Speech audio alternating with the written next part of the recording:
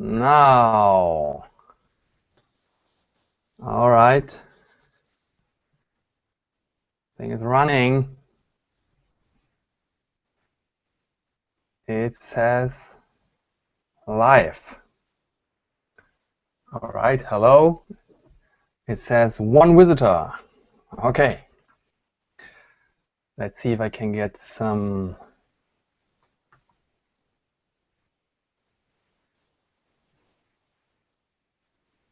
people into this.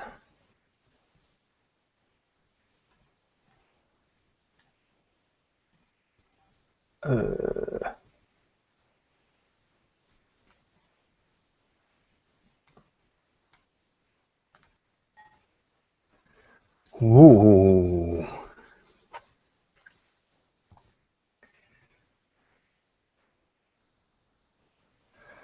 Okay. So one person already is watching this. I think I will let more people know about this. I hope this is the right link now. Let's wait a second.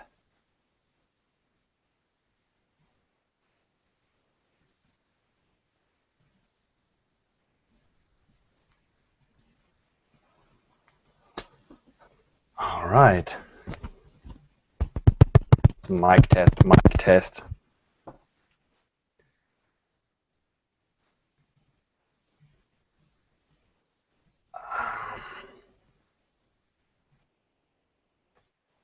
Let's see if I can get Ivan into this so that it is not so empty here. Oh, 6 people are watching. Okay, since a bunch of people seems to be watching now, I'm officially say hello. Welcome to this live stream. This is very new to me. It's a total experiment. Please expect me to fail spectacularly, if this even is a word. I'm doing this Hangout in English, even if it is pretty likely that a lot of German people are joining this because it's just a good time, Sunday evening, nearly 10 o'clock. A lot of people might be, just ready for this at this time, and I have no idea right at the moment who is watching. I get the information that now 5 people are watching. I will have a look into stuff like, there's a chat. There's a chat. Wonderful. So we have a chat.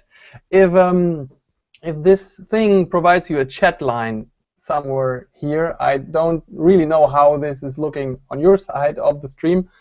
If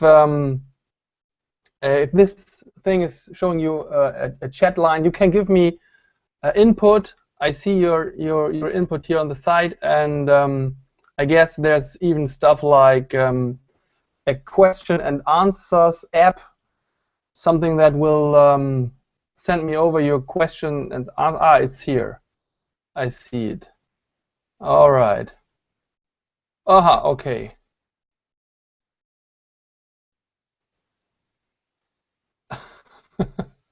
All right.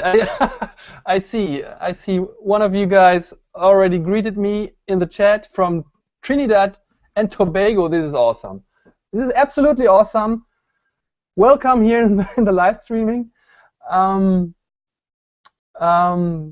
Really, Trinidad and Tobago. This is awesome. Yeah, we are here.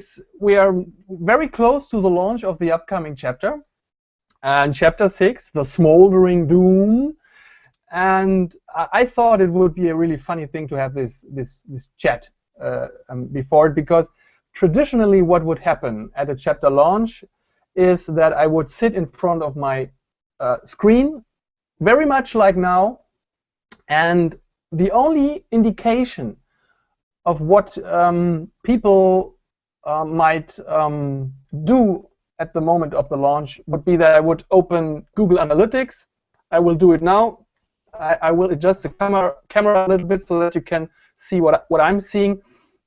I'm opening up Google Analytics now to check how many people are on the website right now. It looks like 8 people are waiting for the launch right at the moment. The data updates frequently, so we are half an hour before the launch, and we will see how it develops. This is very exciting to see how many people are actually reading the chapter. But of course, it's very exciting for me to have you live here. And now let's get me back to the chat window. Okay, I see it's a separate browser window. All right. Oh, so much comments. I will read through a bunch of comments now. Okay, it's a button. All right. Oh, that's so helpful of you guys. Greetings from Brazil. That's awesome. And to our guest from Brazil, I don't know if you are into soccer. I'm not so much into soccer, but I am very sorry for this football game a few weeks ago. Honestly, I was sitting there and I was happy to see the first goal, because we here in Germany, we were really afraid how we would do in this game, and we had no idea if this would work out, and we were really anxious about this game, and we were really relieved about the first German goal. But what happened then, this frenzy, the German team going berserk, and the Brazilian team going kind of, oh God, what's happening? It was really not nice to watch. So my apology for this game. I didn't really like it, and well, we better don't talk about it. All right, we have the Czech Republic. Whoa, get me.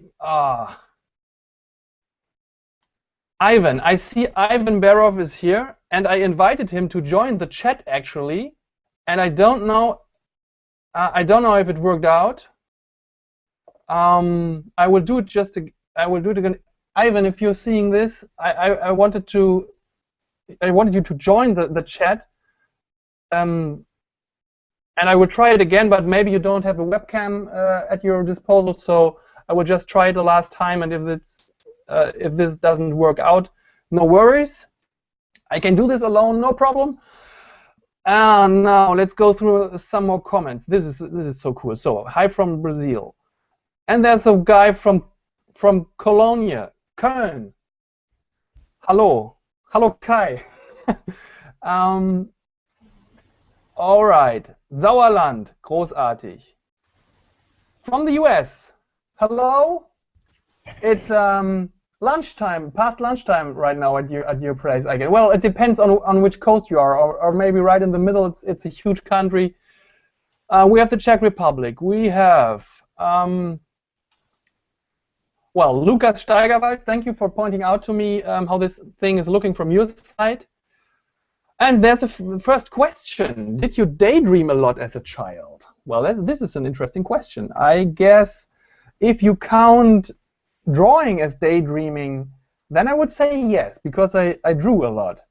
And it's a little bit like the dialogue in the first chapter, where Jonas says daydreaming and drawing, for him it's the same thing, and this is basically what I think about it, because I always, if I was longing for something, or if I wanted to have something, for example, a computer game that a friend of me had, and that I didn't have, I would go home, pick up a piece of paper, and draw the screens and the actions from the game on the paper. And it felt for me like I was playing the game. It was a complete substitute for me. So I remember seeing, for example, the game Elite 2 Frontier on Amiga. It was the 90s, the early 90s. And it was this cool space game, and I didn't have it. I watched a friend playing it, and in my room at home, when I returned home, I drew these little cockpit images on paper and pretended to play this game, and that was really a cool thing. So, ooh, all right, Alabama. All right, okay. Yeah, 2 in the evening. All right. Oh, and I see Ivan. Ivan is in the chat actually, not with video, but he is here. I don't know if we would actually hear you. I hear something. Ivan, say something. Well, I don't know if I can be heard. Yes, yes, I hear you, Ivan. Really? Okay, to fill everyone in who does not know who Ivan Barov is, if you read a translation of the Wormworld Saga lately, it is very, very likely that it was layouted by Ivan. He layouted what feels like 10,000 different translations of the Wormworld Saga already, and it's just amazing. And I'm very happy that you are here tonight, Ivan. Really cool. Thank you to be here. I'm glad I'm here also. That's so cool. And Ivan is talking to us from Bulgaria, right? Well, yeah, yes, of course. Well, I Wonderful. totally missed out the lunch, but I was out of town, and when I came back at home, I was happy that it's already been not started. That's so cool. Thank you very much that you're here. Okay, we have greeting from Leipzig. All right. It's Steven. Steven. Hi, Steven. It's a good friend of me, actually. Oh, that's so nice. We have 19 visitors of this, and this is awesome. Really, this is a complete experiment for me because it's Sunday evening here in Germany, and it's Sunday something everywhere else in the world. And my guess would be that you have better things to do on a Sunday evening or Sunday afternoon or whatever, or even Sunday morning, than watching this live stream. But as I told in the beginning, and maybe some of you haven't heard it, my normal routine for launching a chapter would just be me sitting in front of the screen. Sometimes my wife would join me, and we would just look at the Google Analytics screen, which I will do again now. And we have 14 people on the website waiting for the launch. It's 20 minutes still. And what do I have to do before the launch? Actually, fortunately, we don't have to do much.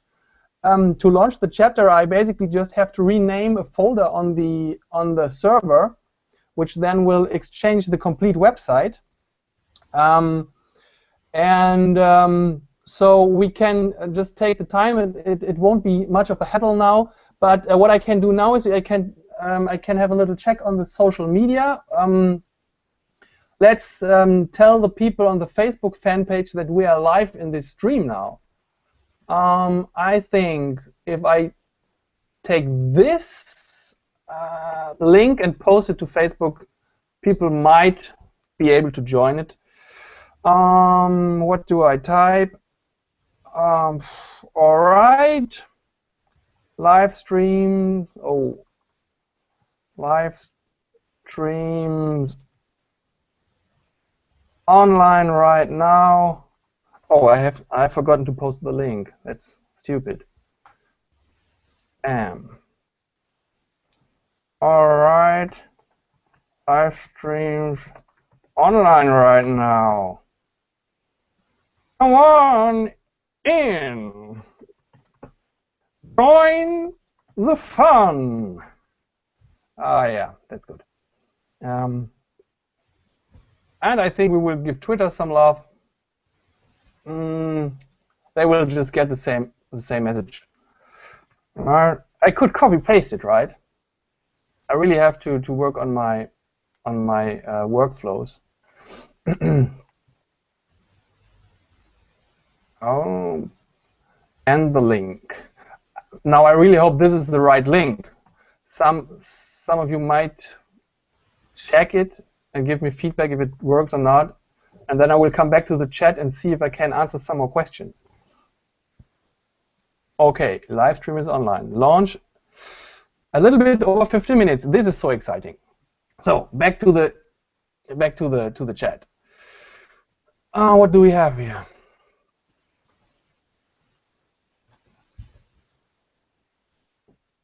Oh, this This is interesting. Fabian Müller from Torneros, Spain. This is amazing because is this maybe my wife is also watching from the living room and she might get it, but Torneros actually is the place is a quarter of the town of Porriño. It's called Torneros. It's a quarter of the town, and the parents of my wife live there. Is it this Torneros, or is there another city that is called Torneros? So Fabian Müller, of course, Fabian. Sorry, I was confused. Fabian, hello. now I recognize the name. Yes, it's actually it's family over in Torneros. Cool, from Spain. All right, and here's the first question about the Wormworld Saga app. I already wrote something about it in my last blog post, that there are problems with the app, and I just don't want to get into the details right now because it's worth to take the time and explain it in more detail. But the sad truth is that the new chapter is not able to be launched in the app. It's not that I don't want to launch it in the app. I just can't launch it in the app right now. I really tried to fix it until the very last minute, but it's not going to happen soon. And I will explain more about that pretty soon, I guess. Within the next few days, I will write a blog post about the app situation. It's very frustrating, I have to say, and I will see what I can do to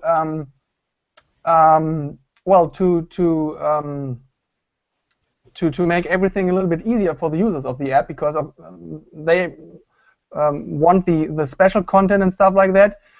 And well, I don't want to get into the details now, but I promise to give you more details about the app situation just in a few days.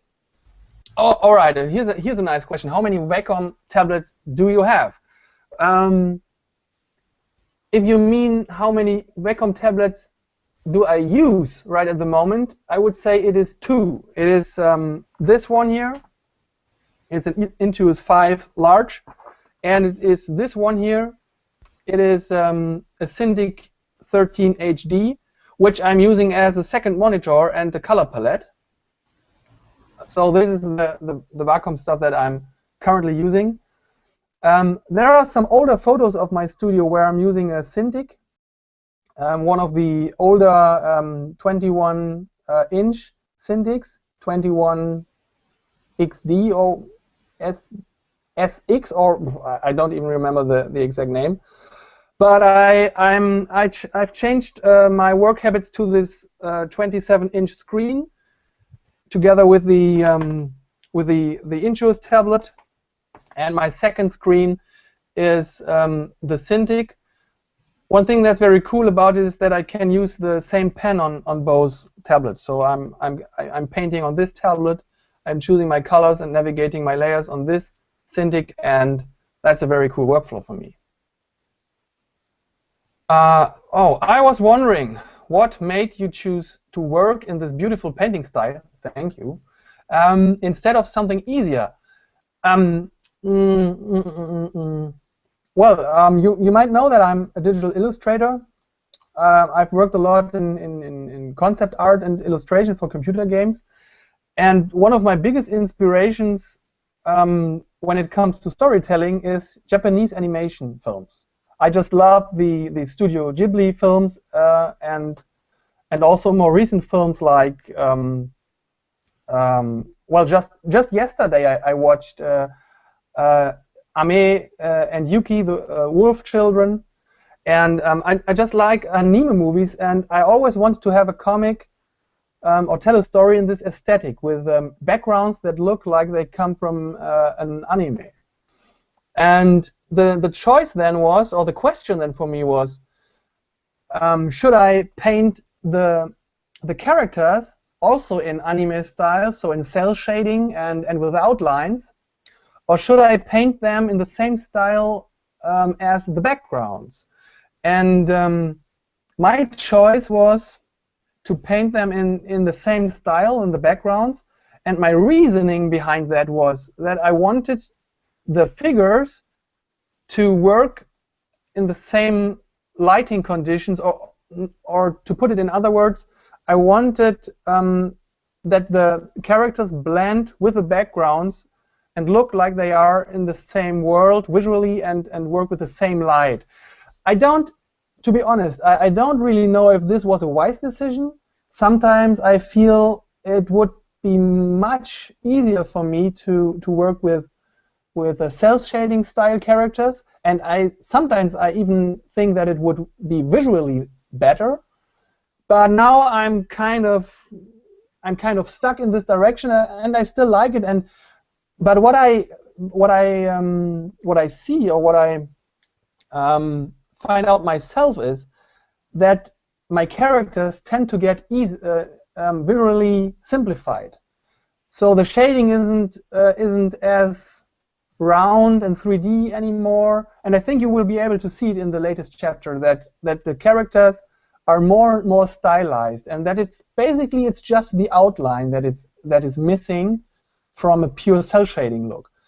I'm still trying to find the right balance between the art styles and the backgrounds and the characters.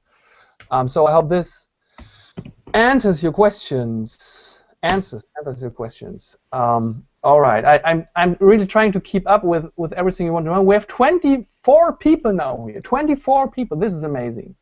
This is amazing. All right.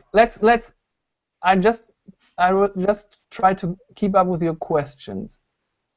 All right. What was the last question? A French fan. Hello to France. You know, I have books, French books published by Dupuis. I really love how they turned out. And actually, I can't go over to my bookshelf because I'm wired to this microphone here. But actually, what you will find is that the French book got a new cover illustration, and this new color illustration was the German publisher Tokyopop liked this new cover illustration so much that the second edition of the first book now has the same cover illustration, and actually the upcoming English edition that we are trying to fund via Kickstarter, which is a whole other story, but it will launch in a few minutes too. And this new English book edition will have the same cover. So basically, the French edition is the first book with a new cover. Then the Germans followed up, and now the new upcoming English edition is going to have the same cover. But what about some questions? I am wondering what your best and worst souvenir are in this venture so far. Yeah, that's a great question. I would say, to put it in one sentence, maybe it's what I found out is that you always have to be prepared to be surprised, in bad and in good ways. I just yesterday, in preparation to this, I revisited some of my notebooks, and I will give you a quick shot here. You see these little books here. These are my Wormworld Saga notebooks. This little one here is the very first, which started 2005, and I have 4 books now filled with notes about the production, and I just read the launch of the first chapter on Christmas 2010, and this was an example of a very nice surprise, because what happened there is that a lot of people got in touch with my work, but well, just stuff like I said, the Wormworld Saga app, where I'm not able right at the moment to launch the first chapter. This is very frustrating. There are things working in the background that I have no control of, because in the case of the app, I couldn't do it myself, and I worked together with other people. And then at this point, you get dependent on those people, and this means you can lose control of things. And that's another thing that I learned. If I don't do it myself, there's a possibility to lose control. So this is, in fact, the reason why I really enjoy the online version of the Wormworld Saga. All the books aside, which are great and which are very important to keep the project alive, but what I really enjoy is to be able to sit here, to communicate with you people, and to be able to push a button that I myself set up over the last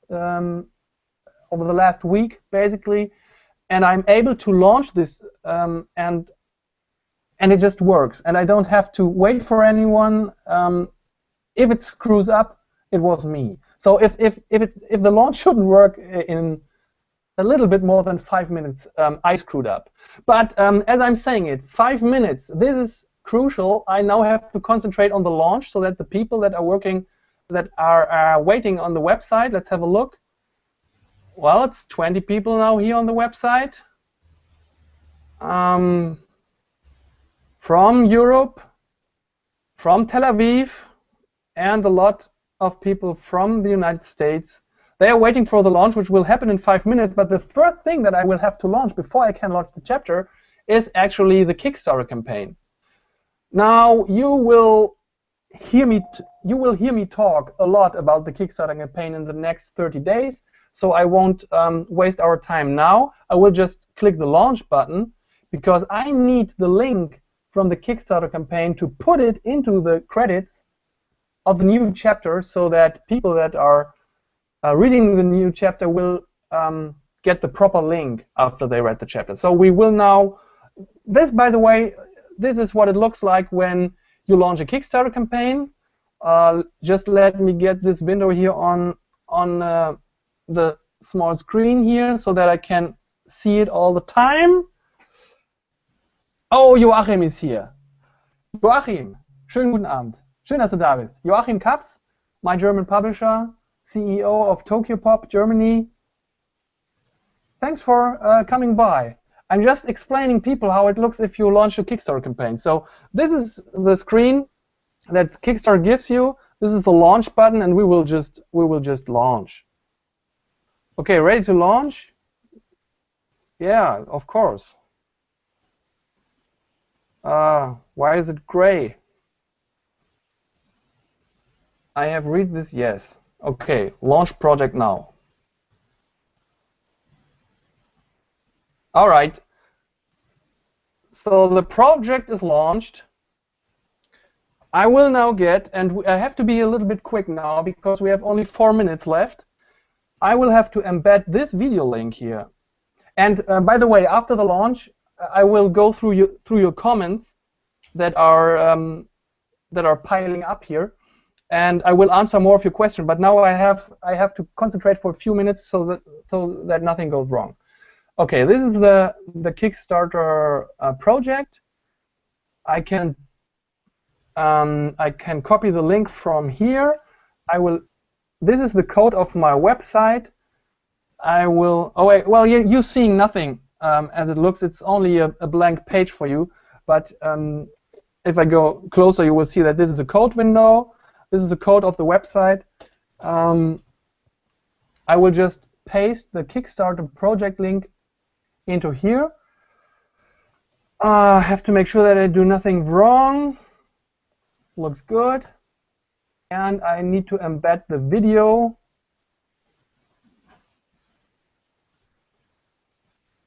Yeah.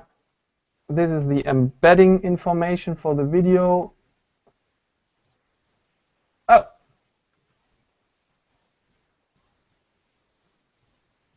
Why is it not?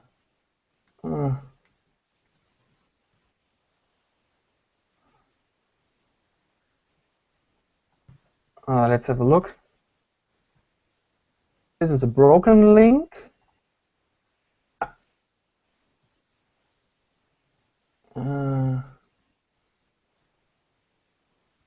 All right, that's it.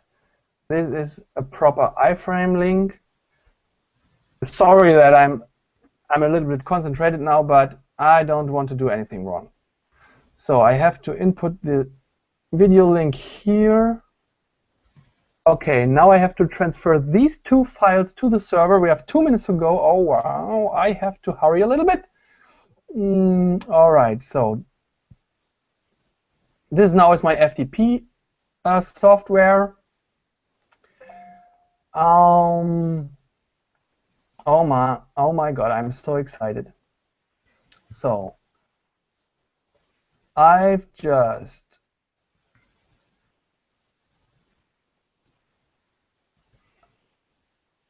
no. This is my local folder. This is my FTP site.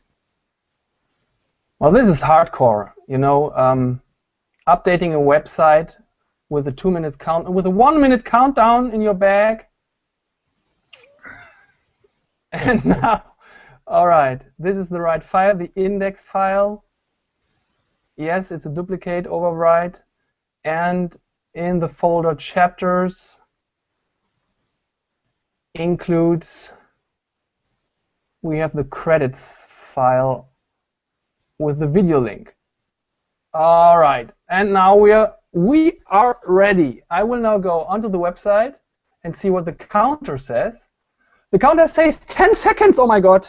Sorry, you are too late. Oh God, no. Oh, it's 20. Oh, I have to change the link. Give me a second. Now, the existing Wormworld Saga folder is now the old one, and the one with the new chapter is labeled Wormworld Saga. And now, if I didn't do anything wrong, if you now refresh the page, oh God, please. Yes, it is live. Okay, I suggest that you now maybe take a nice little read. And I will just let the people on Facebook and Twitter and Google Plus know that the new chapter is live. This is just a short message. And then I will go through some more of your questions. Woohoo! Chapter 6. Does it work? English version? It works. Wonderful. It works. Great. Oh, 40 people! 40 people are now on the website. Okay, have fun. Have fun. I will just let everyone know that we are live.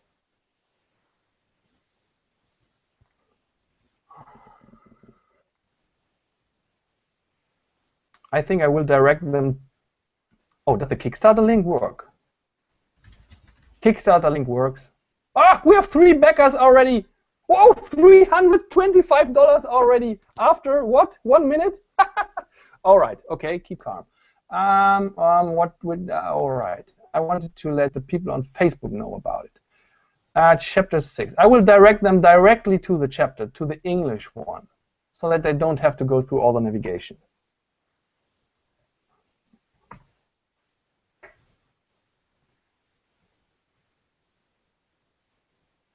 All right. Chapter the Wormworld Saga, Chapter 6. The Smoldering Doom.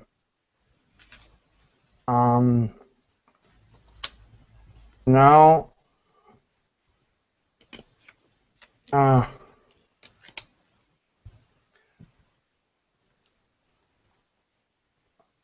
what do I write? Now online?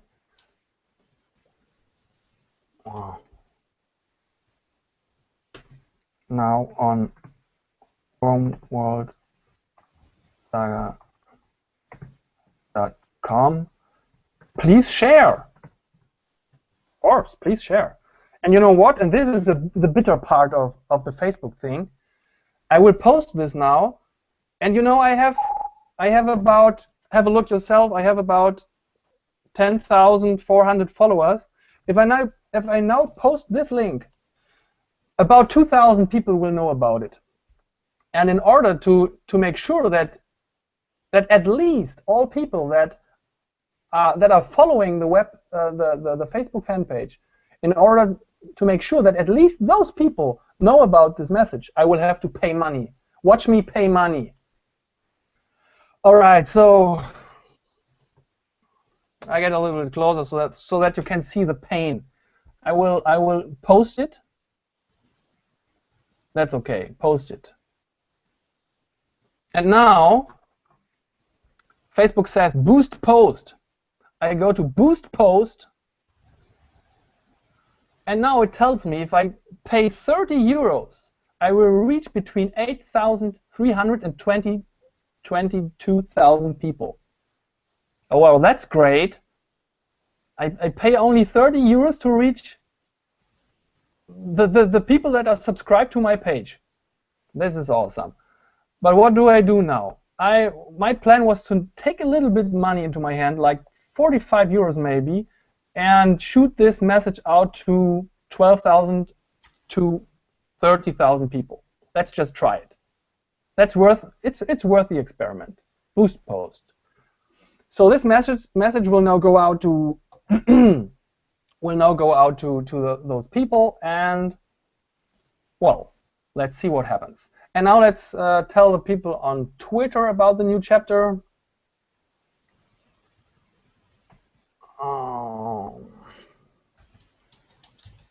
And the real work with the social media will start tomorrow, on Monday.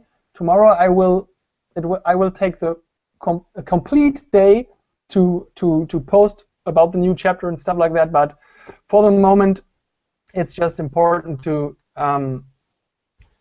to get people know that the chapter is online now, and that should be enough for Sunday evening. Okay.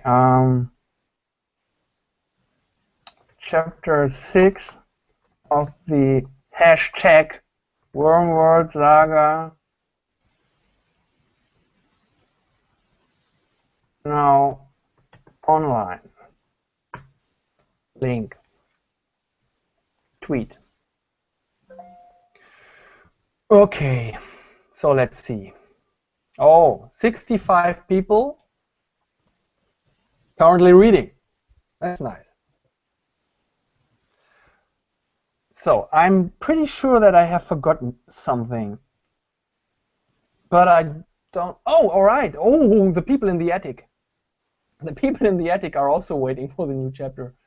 Let me go to the attic for a second. Well, the cool thing in the attic is that I have, for the first time, created HD versions of the chapters. So you in the attic you will be able to read chapter 6 in Retina display quality. So it's 2048 pixels wide, which is cool.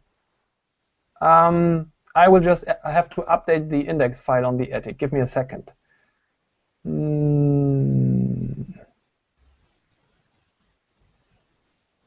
Okay, attic.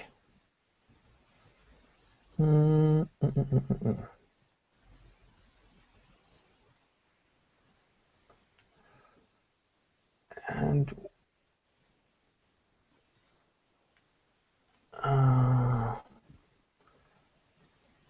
I should really start to automate this stuff, because it's really easy to screw up when you're updating files on the server. But I just hope that it kind of works. I will just have to go into the attic and see if it works over there.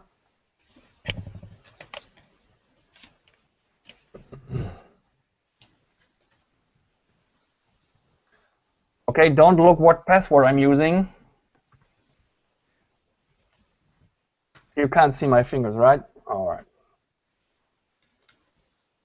So let's see. Looks good. Looks good. And the new art book items are there. There's two. Have a look. This is the attic. For those people who don't know, this is the subscription area of the Wormworld Saga. In the attic, you can see the chapters. You can read them over there. And if I go to chapter 6 now, you will see you have those. Okay, webcam. Oh, this is a crappy image. I apologize for this crappy image, but what you would be able to see if it wasn't overexposed here is that we have now 3 HD versions of the chapter, and this is for attic users, and we also have 2 new art book items in the attic, the making of chapter 6 and a new sketchbook gallery. But I will talk about that in the following days. I will make a blog post about it and stuff like that. So, all right, I guess. Oh, let's check if the Kickstarter video is showing up. Yes, it is. Wonderful. Ah, I did nothing wrong. Oh, all right, now I will lean back a little bit and read your comments.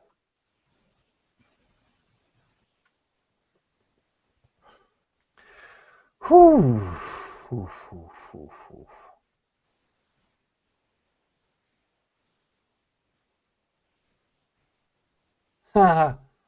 All right.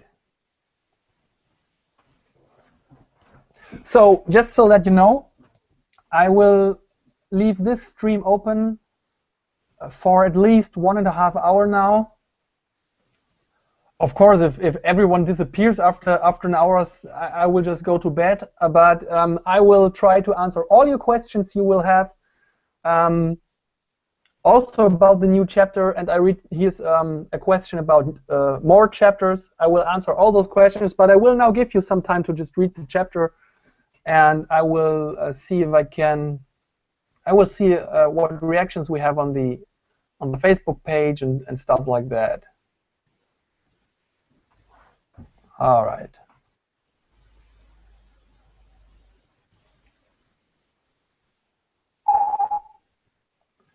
Okay, this little funny sound is Twitter.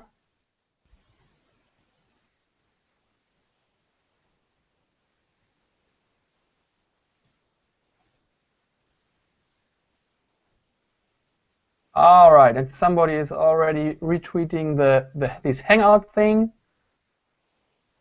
I have tweeted about that too. And I think we are, how many people are we now?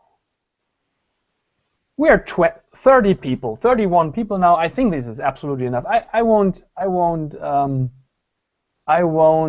promote this live stream now anymore, because 30 people, that's approximately the number of people that could fit into this room here. Well, not quite, but this is a cozy number of people.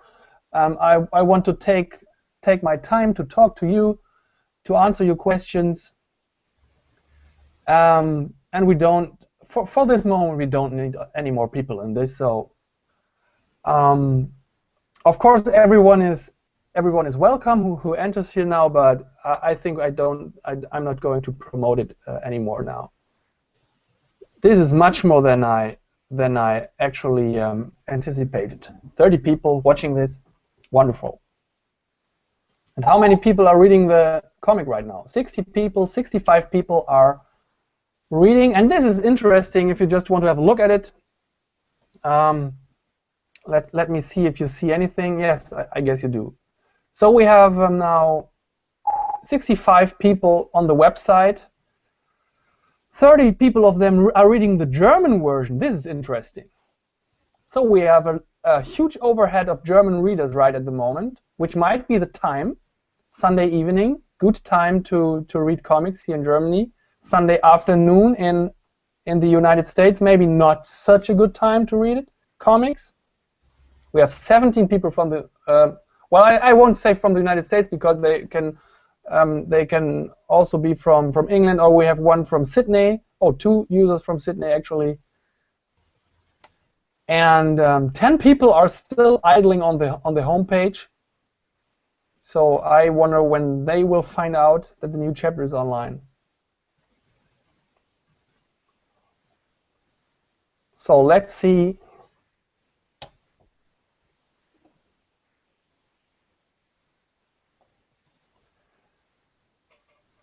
I think it's a good idea to put this here over to the screen again, so that it doesn't get covered up by all the other stuff.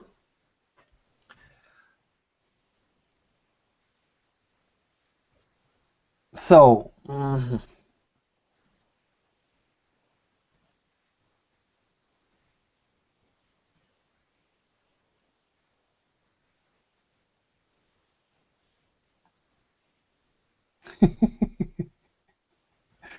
Yeah.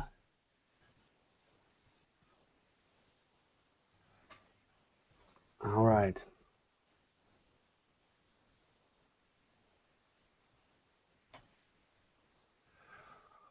Oh, what I'm going to do now? Let's have a look at Kickstarter, won't we?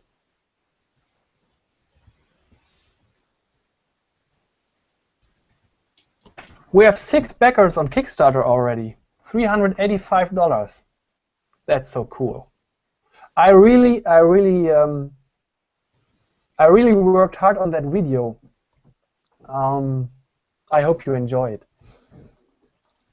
But first things first, read the chapter.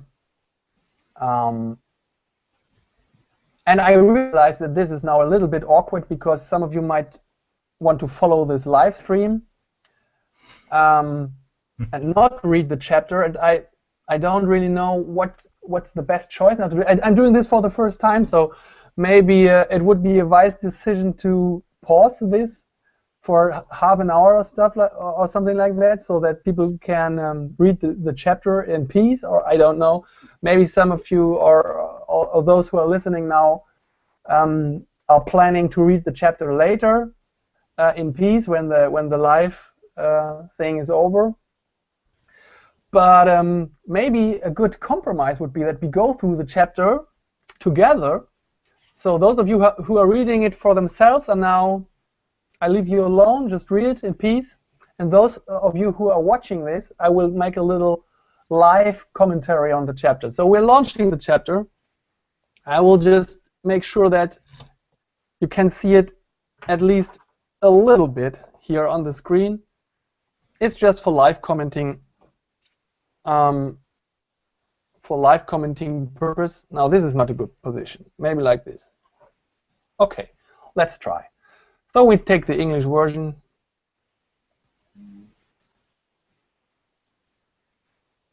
And I really like how the chapter starts. So now you will just have to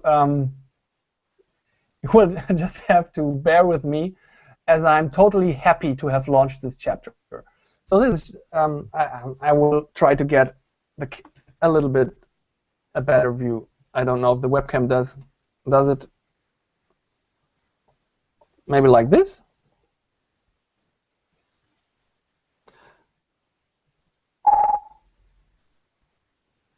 All right, I think that will do it. So we have this wonderful opening of the chapter. You know, maybe some of you have read the chapter 5 in preparation for the next chapter launch.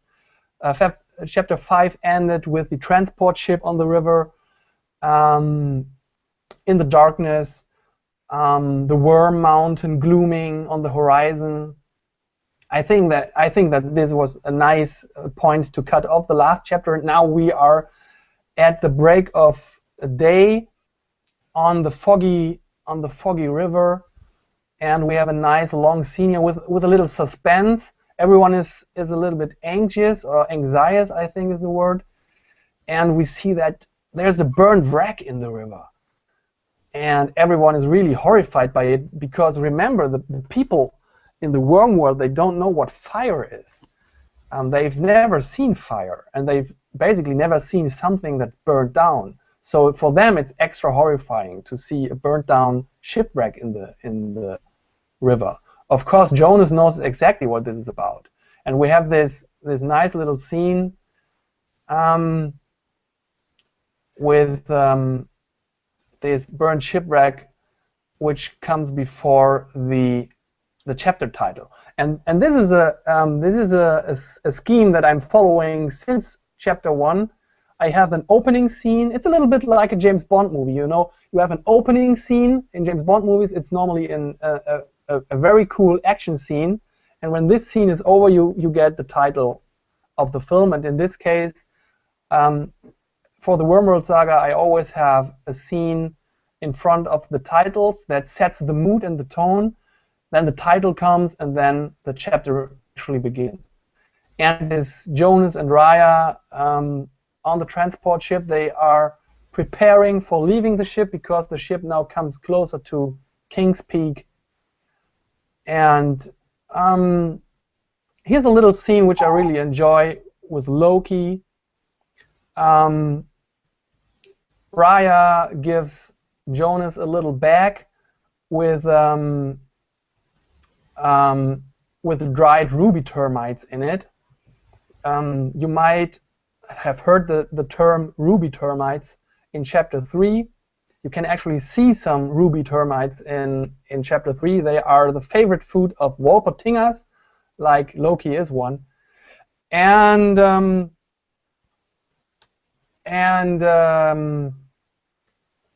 well, we find out that Wolpertingers can smell ruby termites so good and over such long distances that Raya uses the ruby termites to to put them into Jonas's backpack so that Loki can sniff him out even from a distance should he get lost at in the big city. And then we are approaching King's Peak. The sun is coming out, so you will notice that the whole beginning of the chapter is a little bit dark. Just on my screen we have this bright sun shining over here, but it's rather dark and bluish, the whole beginning, and then the sun rises and it becomes warm and welcoming, and then the dialogue stops and we have a long stretch of images, panorama views of King's Peak with the fog dissolving, and then images how they arrive, how the ship arrives in the harbor, how they onboard the ship. We see the giant walls of King's Peak in the background. Raya is saying farewell to the family of peasants from the country, which they joined and with whom they talked a lot on the ship. And then we are entering the city through the gates. There's a nice little scene at the front gates. One of the guards is snapping Jonas's sword, and Raya is getting it back rather harshly. And well, then we enter the city, and I don't know how much sense it makes for me to rehearse or to retell the story here, because I hope you're going to read it anyway. So I might just talk a little bit about special penalty and what problems or challenges they posed for me. And the biggest challenge of the whole chapter is what comes up next here. It is the giant bazaar panorama, which then transforms into a diving down into the bazaar with all those impressions here in the background. So we have those floating panels, which are all without dialogue. It's all show not tell. So we can see what Jonas. I really love this panel, by the way. The old woman giving a cooked draconia. Who wants to give a cooked draconia to Jonas, who doesn't really like it. And we see Raya, who's trying to sell the draconia claws from chapter 3 to a merchant. And we have all these details in the background, the signs, the weird animals. We have a cool new character here in this panel. It's not explained what or who he is. It will all be explained in later chapters to which race of creatures he belongs. And we see all those impressions from the bazaar, the clothing and little miniatures and vegetables and stuff. And this whole panorama from top to bottom, from the city panorama diving down into the streets, into all the detail, took me 25 hours to illustrate. 25 hours, and the pictures in front of it, the floating panels in front of it, took me another 25 hours. So for this little stretch here, these 2.5 or 3 screens, maybe 4 screens, took me 50 hours to illustrate, and 50 hours, normally the length of a milestone of my illustration process is 70 hours. So this little stretch of panels here took me alone 50 hours, and the whole milestone, it was milestone number 2 of this chapter, took me 160 hours, which is enormous. It is more than the complete chapter 1 took me to illustrate. Well, now we're getting out of the bazaar. We're seeing a nice panorama image of the Azure Palace. We get some really nice background information on what's going on here. We see the steam piping. And this is all, these are all a lot of reveals, because until the end, at the end of chapter 5, we had no idea what King's Peak is about. We knew that the evil god of fire was imprisoned there, but we also heard that there was a giant city. And how does this come together? What should be the most dangerous place in the world is also the location of the biggest city of the world. How does this come together? And the thing is, the people are using the power that emanates from the god of fire and use them as steam power to run their city. And we learn a lot of this background information here. And then we are entering the Azure Palace, the Palace Square, where an announcement of the king is announced, for the lack of a better word. And we see the Chancellor of the king. This is not the king, this is the Chancellor. And he's talking about the attacks, like the attack on the ship, the burnt wreck that we saw in the opening sequence. He's talking it down. He's saying we have everything in control. No one can harm us. And to make this point clear, he presents a new generation of warriors. They are called the Black Turbans. They have black turbans on their heads, and they have what we would call fire weapons. And the demonstration of those fire weapons is held on the Palace Square, to the shock of Raya and the shock of all the other people.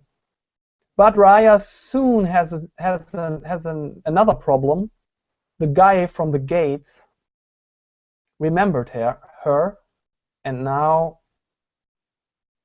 catches her. The commander with the eye patch catches her and brings her before the king. Now, I don't want to spoil you anything of the stuff that's going on here in the throne room. It's a dialogue that involves the king, Raya, the princess, a lot of court people. It's a heated debate. Read it for yourself. And then my favorite part of the whole chapter comes up, the Scrat Quarter. You know, I introduced the Scrats in chapter 5. Jonas has an encounter with a Scrat in the transport ship. And now we find out that there are a lot of Scrats in King's Peak, and they have their own quarter. And Jonas gets into the Scrat Quarter. And I really loved painting that.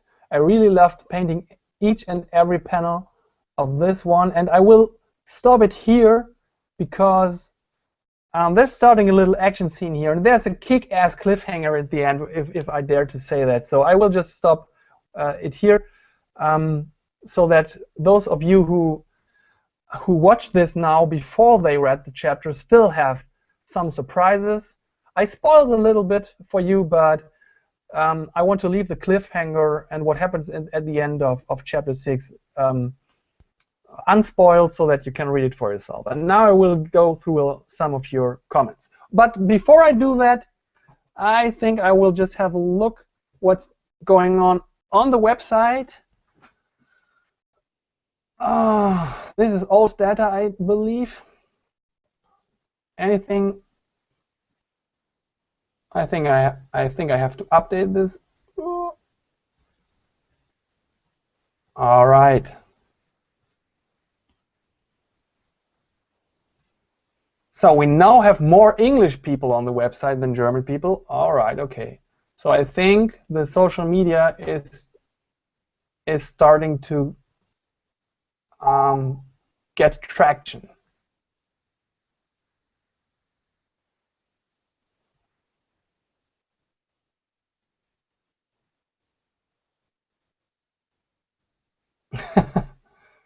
All right. People like it on Facebook, wonderful. People are retweeting it.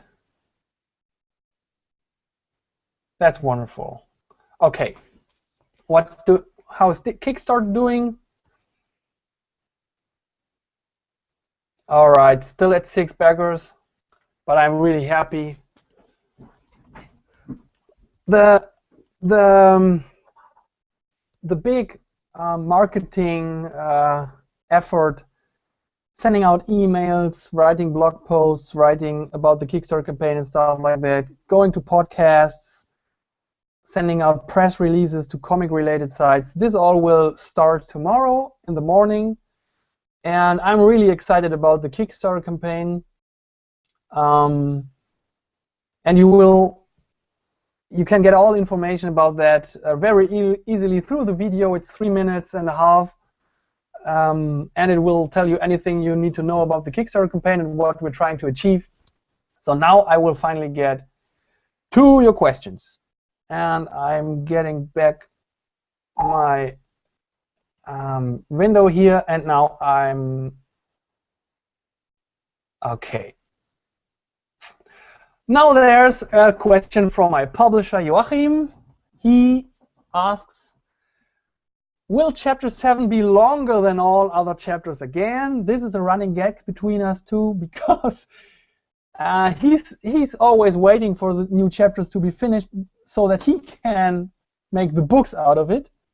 And every time the chapter takes me longer, of course the book production takes longer and all that stuff. So of course he's entitled to ask me how long it takes me. But no, I think that Chapter 6 will be the longest chapter for a long time, because well, I guess I said this with Chapter 5 too, didn't I? Well, I would say Chapter 7 will be shorter than Chapter 6. Let's leave it with that. I don't know about Chapter 8 and 9 and stuff like that, but Chapter 7 will be shorter than Chapter 6. I promise. You have it on videotape now. All right. So what do we have now? Hey Daniel, if you were given the chance, what other formats would you like to see the Wormworld Saga seen in, like film or video games? I love your work. Thank you. I would love to see the Wormworld Saga as a Japanese-style animated movie, like, well, an anime. That's what I really would like to see when it comes to films. And what I really and my secret goal, my secret life goal, is to sometimes in the future to hear the Wormworld Saga as a symphony, a classic music symphony. So the Wormworld Symphony, this is my ultimate goal. And if we have to take a little sidetrack here and have a movie maybe for which music is written and then turn this music into a symphony, I would be fine with that, but a Wormworld Symphony would be the greatest achievement in my eyes, because I'm a huge classic music lover, and I would just love to have a nice, rounded Wormworld Saga Symphony with all the musical themes that you need. You know, a musical theme for Jonas, for Uriah, for the Dark Minions, Unurtha, the god of fire, the struggle between them, the fire. This would be awesome. Okay, Okay, Joachim confirms that the bazaar was worth the time. Thank you. Thank you. This is good to hear from my publisher. Do you work on Wormworld Saga full time, or do you have another job to support yourself? And if you do work on it full time, how did you make the transition? Currently, I'm working full time on the Wormworld Saga. I had to take a break from it in the middle of last year. I would say from July 2013 until January 2014, I worked freelance for Ubisoft on a game project. I did concept art for them. The reason for that was that I had a very unfortunate tax bill to pay, and it was just the time of year where there was not much income from the Wormworld Saga, because what you have to know is that there's no steady income from the project. It is always kind a jump from island to island, where you get, well, one time you get an advance from the publisher, thank you Joachim, or you've got a quarterly report from the app, or you have a really good month on Google Play with the Android version of the app, for example. Unfortunately, all these things associated with the app will now be going away because of the problems with the app. And well, and then there's stuff like the opening up the shop. We had a really good time in the last few weeks when the second book came out in Germany, and we've had lots of orders of the book from the Wormworld shop, and it's always well, it's never a sure thing, but it worked out for the last 3 years. It worked out if you take out this half year in which I was working for Ubisoft, and I don't know if this might happen in the future again. It's still this uncertain thing that I have to deal with.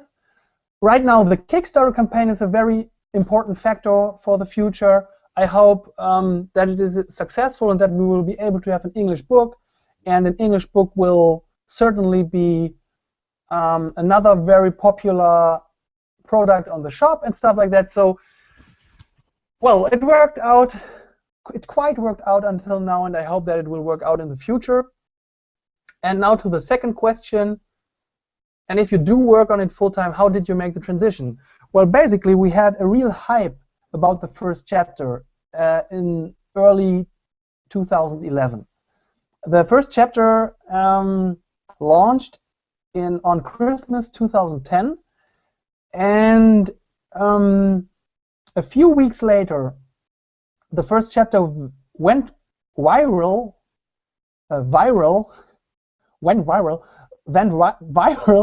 on the internet, and it just completely got out of control. I had a donation button on the website, which was used a lot by the many people who discovered the project in early 2011. In March 2011, we had a Kickstarter campaign, the first Kickstarter campaign to fund the Wormworld Saga app, and the publishing deal for the German book also was made in early 2011, and I think it was around May when I decided that it all was just too much to handle it besides my day job. I was working as a computer graphics artist in a small German computer development studio, and it just got totally over my head. What you have to know also is that in January, when this thing really did go through the roof, our first child was born, and I just didn't have any free time anymore. So I was dealing with all the stuff around the Wormworld Saga on my train rides to the job and from the job, and in the night hours when the baby was sleeping. And I knew that I wouldn't be able to keep the project running besides my day job. And since there was this dynamic in it with a successful Kickstarter, with a publishing contract, with the donations and stuff like that, I decided just to quit my job and to just, well, have a go with it, run with the ball.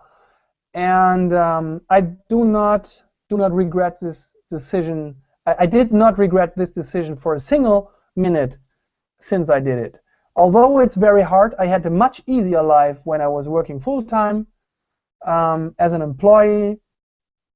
I really enjoy doing this here, communicating with people, telling my story, publishing it in all ways that are possible, and trying to reach as many people as possible with it. And now I think I've run out of questions. So if anyone has a question from you, be it about the project, be it about the new chapter, I don't know, it's 40 minutes after the launch now. Those of you who are just bailed out of this to read it might have questions about it, so I will just sit here a little bit and watch around the website statistics.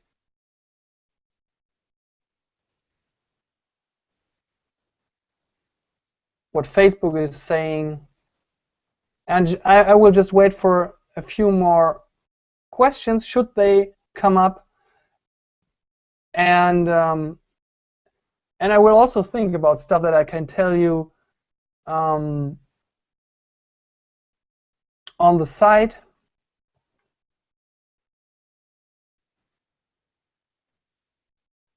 So we have 7 backers on the Kickstarter campaign now. Let's talk a little bit about Kickstarter. This is very exciting. You know, what basically started now for me and for my wife also is 30 days of constant terror. You know, the first thing you do in the morning when you are running a Kickstarter campaign is running to the nearest digital device, which in my case normally is an old iPad sitting beside the bed. I think for the next 30 days, actually every morning I wake up, I will grab the iPad and see how many backers joined the campaign overnight. Because in this case, it's a campaign that is aimed towards English-speaking people and mostly towards US Americans, who are the largest percentage of the online readers, by the way. And well, their day just happens during our nights here in Germany, and it's very likely that when you refresh the Kickstarter page in the morning, you see all the activity that was going on while you were sleeping. And I don't know. First, with our first campaign, I thought it would be cool to wake up in the morning and see if money came in. But now, pretty soon, I had to find out that it is pure terror, and I'm really looking forward for the day when it is over, and actually completely disconnected from the result that we will reach. I will just be happy when it's over in 30 days. But it's really good to see that we have the first backers in the first 45 minutes already on board. And I think what I'm going to do now is I will now spread the word about the Kickstarter campaign, at least among the Facebook users and the Twitter followers that are awake right now.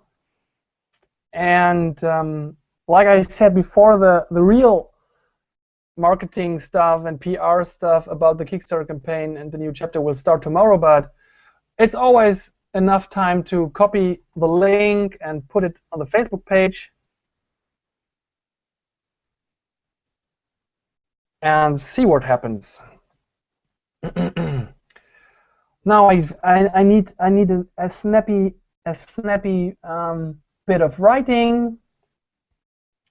Help us to fund the first English book edition of the Wormworld Saga on Kickstarter. And I think that should do it for now, because all the other information is in the video that the people will hopefully look at, and we will leave it with that. And I guess I will give this posting a little boost again. For those who were following this from the beginning, and you have seen that nowadays you need to pay money in order to make sure that everyone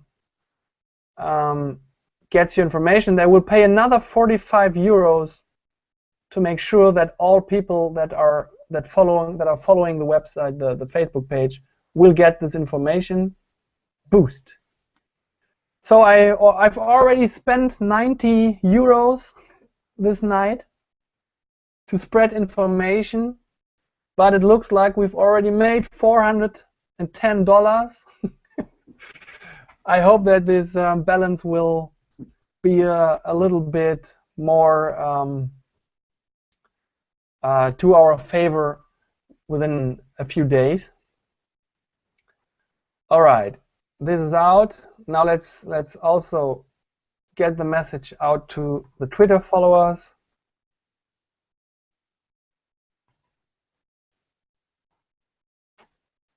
And we will just use the same, oh no, not the link.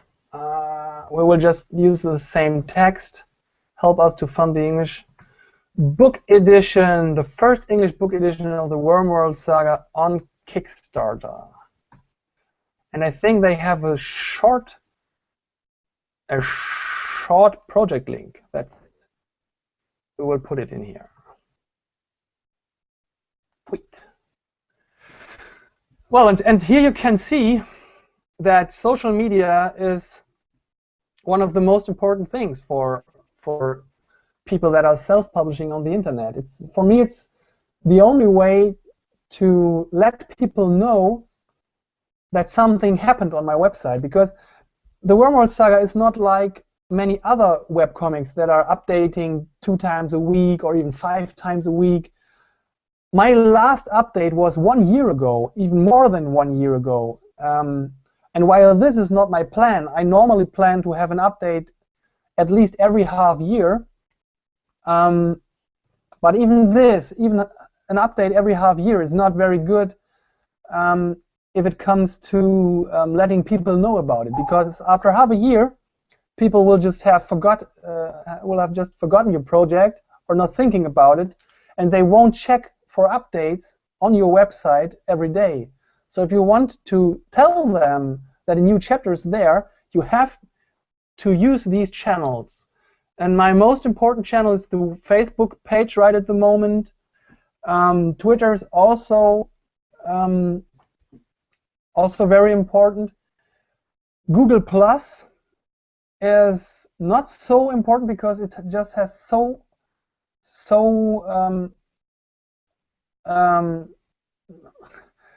many less users. So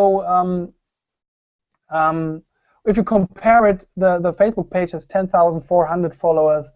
The Google Plus page has 340 followers. So this is not such an important channel, but Google Plus has this awesome technology, the Google Hangout, and so far I'm really enjoying it.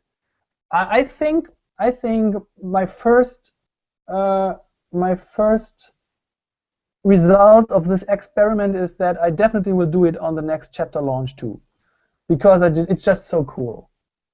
Oh, And while we are at it, see previous question. Who and what are your favorite film and video game scores and composers? Oh, don't get me started. Well, I'm not so. I don't know a lot about video game scores, to be honest. I really love the Zelda music, but I don't even know who composed it. But film scores, boy, film scores. What you have to know is that the first CD that I ever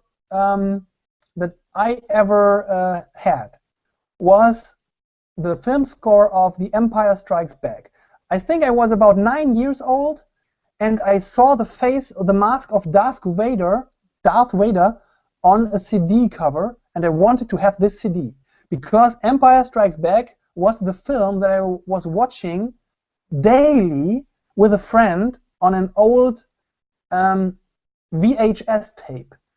The quality was horrific, but we watched it literally every day.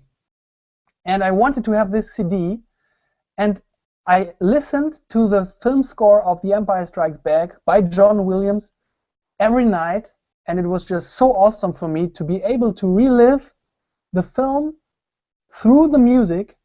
And well, I think I can say that John Williams is my favorite film composer because he just made so many wonderful music to so many movies that are important to me, and he has so many different styles. In fact, if you look closely at it, so he's definitely my favorite composer. But recently I got very interested in Jerry Goldsmith. I know he's a classic too, but for some reason I never really got caught in his music when I was younger. But now I just began to make a collection of Jerry Goldsmith scores. I just recently got Total Recall, the original movie with Arnold Schwarzenegger, and The Secret of Nim, the first Star Trek movie, great score. And one of my all-time favorite scores actually is Jerry Goldsmith's score for Ridley Scott's movie Legend, which is a curious case because if you're listening from the United States, you might know the Legend movie with a score from Tangerine Dream. But here in Europe, the film was published with the original score by Jerry Goldsmith, which was later replaced for marketing reasons with the more synthesizer-based Tangerine Dream soundtrack, which I actually never listened to. I can't say if it was any good, but I think it's pretty easy to say that Jerry Goldsmith's score must be much better than the Tangerine Dream score. So I don't want to geek out completely about soundtracks here, but I would say, well, John Williams is my favorite composer, and apart from film music, I'm listening to a lot of classic music. I normally make a playlist for each chapter, so the playlist that fits the different sections of the chapter, and the music of John Williams is almost always among the tracks that I'm listening to when I'm painting. But I'm also listening to a lot of classic music, and one of my favorite composers you can actually hear in the new Kickstarter video. I'm using a track by Sergei Rachmaninov, and he's one of my favorite classic composers. He did some wonderful music, and I think this should answer the question. I could go into much more detail, especially about film music. I'm practically not listening to anything else than film music. And actually, since I'm a kid, I'm only listening to film music. I never listened to pop music or stuff like that. I was never, even as I was a teenager, I was never interested in the stuff my My classmates were interested in hip hop was coming up during that time, and Nirvana and stuff like that. I never listened to that. I always listened to soundtrack music. Could you share your chapter playlists with us? This is a possibility. This is a possibility. I actually thought about it. I will have to go through it, and I might make a blog post about it or stuff like that. I think it's really interesting. It's a lot for this chapter, for chapter 6. I had a lot of chase music for the last part. Lots of stuff from Indiana Jones movies and stuff like that in it. And in the beginning, I had a lot of atmospheric, deep and moody music, some stuff from The Lord of the Rings. And for the middle part with the city, I have a lot of music which is not actually film music. It's music by it's sitar music by Ravi Shankar. He wrote a symphony actually, where his daughter plays the sitar, and the rest is played by a classic Western symphony orchestra, which is awesome. Which was a huge inspiration for all the city images.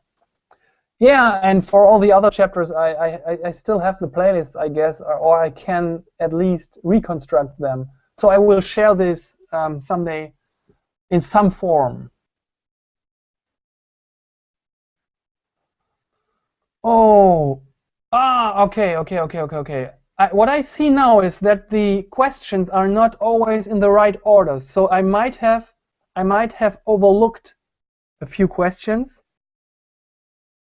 and I will just have a quick look through the questions. Do you know that you can schedule such stuff like Twitter posts in advance? Yeah, you're right. That would be very clever.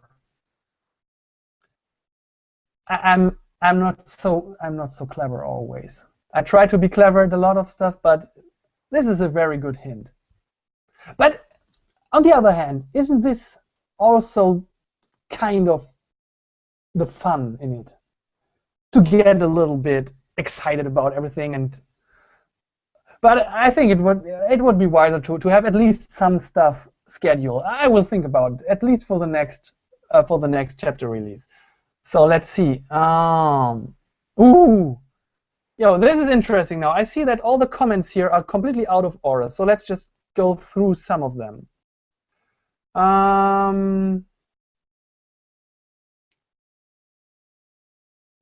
Greeting from Innsbruck. Oh, cool. Yeah. Oh, yeah, you're right. There is a screen share possibility.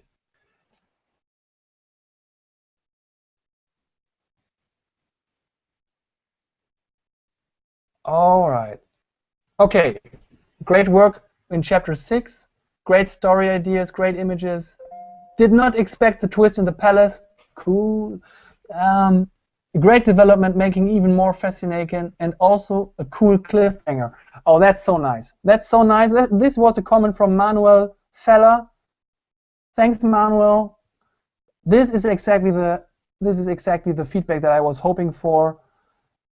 I don't know if I have said it already, but I'm really proud of chapter 6 because I think that, well, it was very hard for me. It was a lot of work, and I'm really proud to have managed to finish it. But I also think that it's very long, and I was able to put a lot of story in it. And I think there's a lot of new ground covered in this chapter.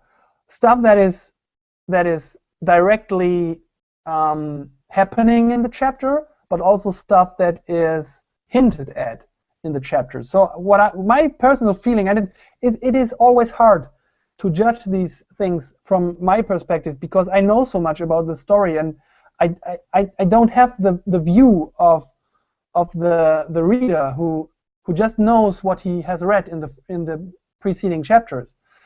But my feeling is that, or my hope is that I was able in this chapter to open up a lot of new questions, a lot of new things that are imaginable from this point on.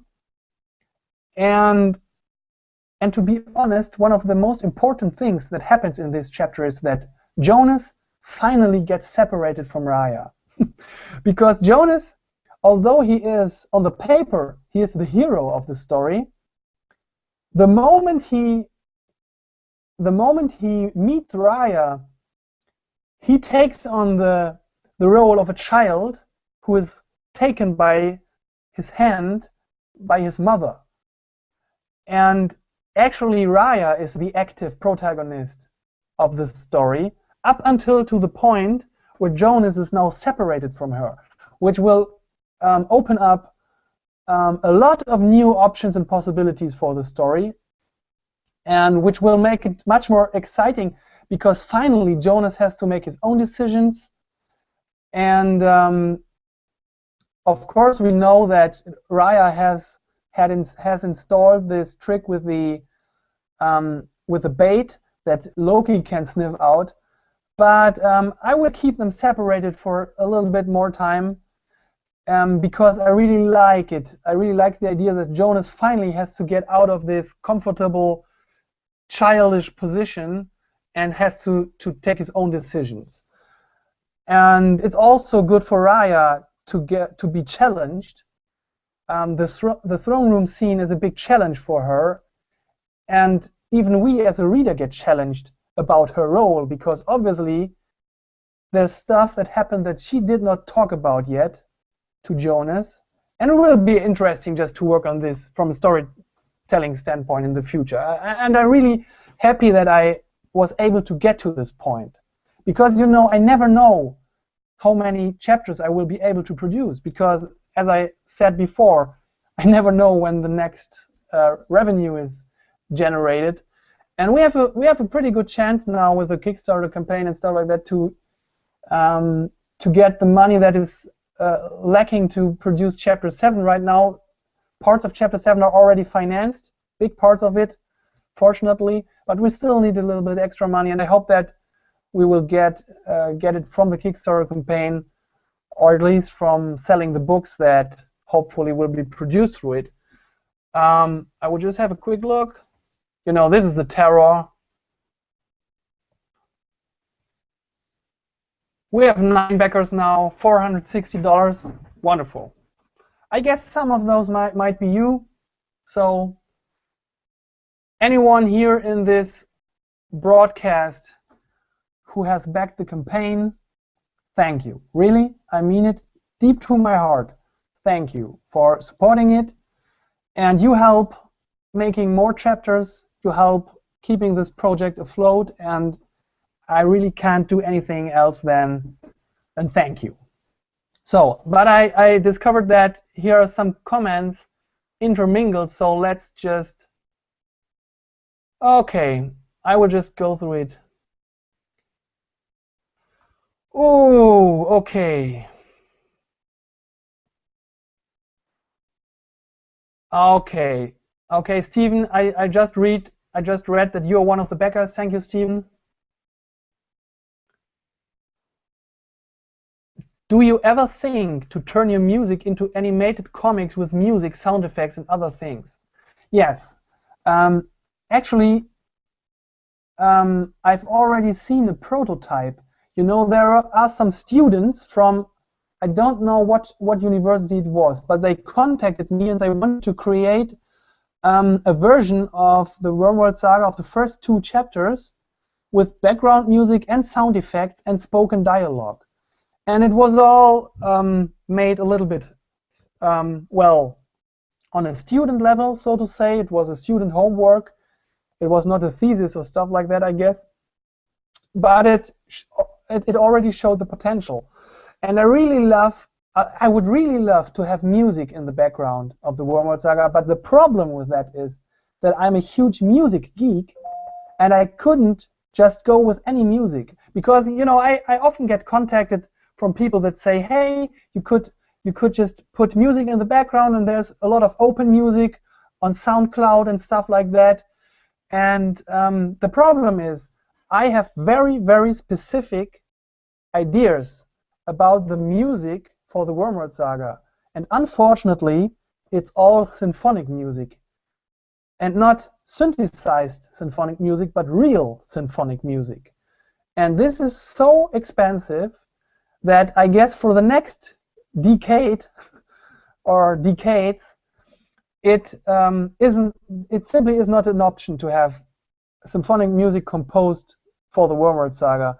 So this is in fact the biggest hurdle for music in the Wormworld Saga. I just can't go with free music or music that quite fits the mood. I have very specific ideas about the Wormworld music, and we will have to wait a little bit longer until we will be able to make this happen, I guess. So what do we have?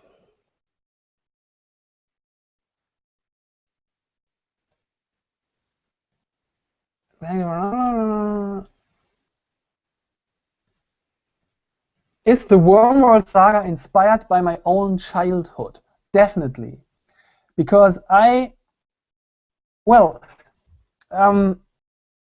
what you could say is that the things Jonas experiences in his summer vacation at Granny's old farmhouse, this comes very close to what my childhood looked like. Jonas's life and experience in the city and the problems with his father and stuff like that, and his panic whenever he sees an open flame, this is completely made up. But his dream life, so what his dream childhood would look like, that was basically my childhood, because I grew up in a small city, a small town here in Germany, and a huge wood was just a few streets away, and we could enter into a great wood, and we would run around in it, and we will build tree houses, and we would play hide and seek in it, and this was a childhood that Jonas would have enjoyed a lot. But Jonas, unfortunately, did not have such a nice childhood, and well, he just has to live with it. But what I can say is that in the future, some aspects of Jonas will be inspired by my own experiences as a teenager and stuff like that. So yeah, there definitely is a part of me in Jonas, and also the drawing things part and stuff like that. This is also very much myself. And the interesting thing actually is that the more I look at the story, I discover elements that I thought were made up. But in hindsight, I realize they are autobiographical, and that I'm bringing a lot more of my backstory and my own experience also as an adult and stuff like that. I bring all this into the story, and often I only discover it when I read it in a finished chapter, and then I say, well, Daniel, what exactly was your relationship to your father? Why do you always have all those father figures in the story? You have Egon, the father of Jonas. You have the king of the center, who is the father of Raya. You have Janaka Jiva, who is the great spiritual leader, and it literally means father of life. And the funny thing is that there are still more father figures to come in the story, and it really makes me think about my relationship to my own father, which I think was pretty much without complications. But on the other hand, why am I writing about father-son relationships or father-daughter relationships so much? Maybe there's something buried in my subconscious, and the Wormworld Saga is some kind of therapy for myself. I don't know. But I guess every author puts a lot of his own experiences into the story. And to be honest, I'd rather put something into the story that I experienced myself than making stuff completely up, because if you make stuff up, it often lacks emotional impact, because you maybe don't have an emotional connection to it as an author, and you don't know the actual emotions behind the situation. And I would say that there are some situations in the story that I have to make up because I never experienced them myself. In that case, I do a lot of research. But the best moments in the story, I guess, are those where you can put your own experience into it, because there you get a connection on a deeper level, I would say. I'm not sure if I can explain it any better in the English language. Let's see if we have some more comments that I missed. I wondered who did the translations to many various languages, mostly the Czech version. Huh. Yeah, well, this is one of the most fascinating things that happened from the very beginning. I don't know if I somehow signaled to the readers that translations would be possible. I guess on the very first website, there even was a page, a contribution page, where I wrote, you can, if you want to make a translation, you can do it. And what then started was that that a lot of people just turned up and wanted to translate it. And every time I look at the number of translations the first chapter has, I'm completely in awe, because you've got languages there that are completely insane. And there are more to come. And right at the moment, the limiting factor is the work that goes into the layout. And I see that that Ivan is still online, and he is the guy who does most of the translations. And frankly, I don't want to put him on the spot, but I wonder myself all the time where he gets all the power and the energy to do all those translations, because we have some really hard stuff there.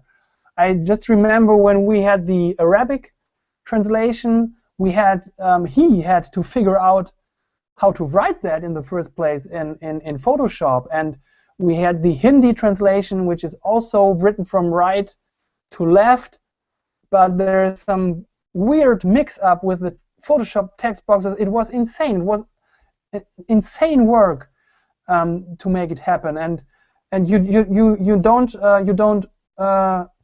know it yet, Ivan, but we already have a translator from Bangladesh now.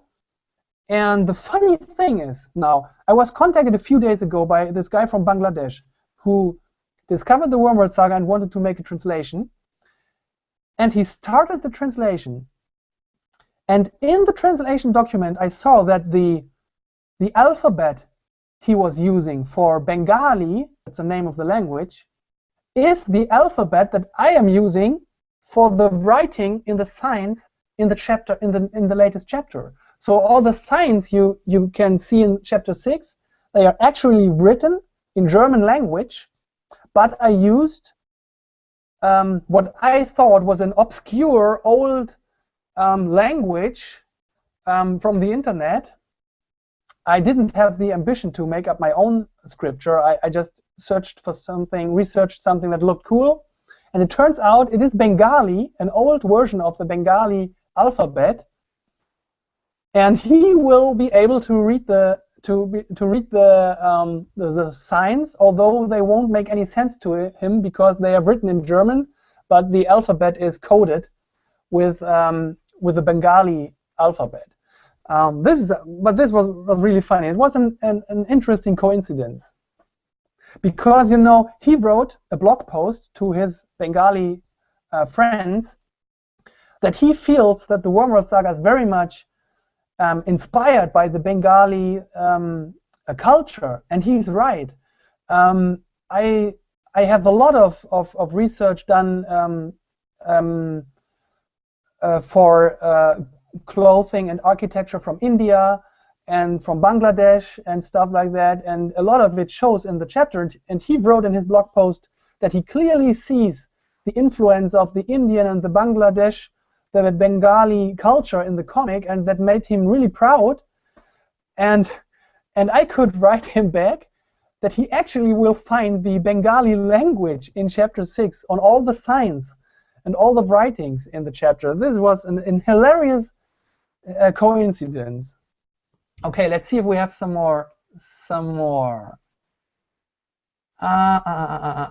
Okay, here's an information. Koji Kondo composed all the music for The Legend of Zelda. Thanks, Joe. It's very embarrassing, actually, for me to not know the name, because I enjoy the music so much, but I always listen to it while playing the game, and I guess I just well, didn't take the time to figure out who actually wrote it. And maybe I even thought that it wasn't a single composer, because, you know, Nintendo is a big company and maybe they have several people working on music. But, well, it's very interesting to know that Koji Kondo is the composer of the Zelda music. Thank you very much. Does it not freak you out seeing yourself turn away every time you check the screen? Yeah, it's completely freaking me out, Janos. Hello, Janos. I don't know if you're still listening, but yes, it's a little bit weird. I was actually thinking about what would be a good position to making this. I kind of didn't like the idea to have this classic webcam situation, where you would have the camera here. Oh no, water over the keyboard. This is cool. Okay, if everything turns out in a few seconds, you know why it was the reason. I will just get the water out of the keyboard. This is high quality tech. Water in the keyboard does nothing, but I will just keep I will just keep it here now. The keyboard will dry now a little bit. Just make sure it doesn't run into the phone. Give me a second.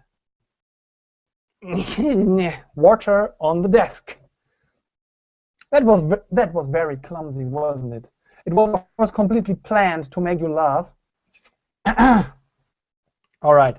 So yeah, it freaks me out, and I was thinking about alternatives to the old, the standard webcam situation. I figured that it would be nice to show the screen, and now you see 3 versions of me making gestures. Okay.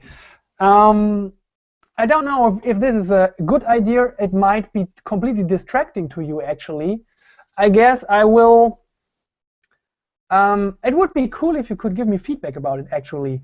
And after all, there must be a reason why most of the other Hangouts that I was watching in the past kept this traditional webcam situation. But I kind of thought that this might be cool, but I realized that I'm turning away from you a lot, and which might be a little bit distracting for you, or even annoying. I don't know. Please give me feedback what you feel would be a better setup, or if you like this setup. Okay, let's just see if I get some more.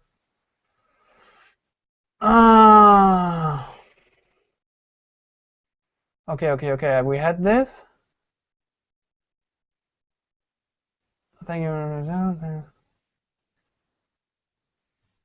Okay, this is an important question. I was wondering.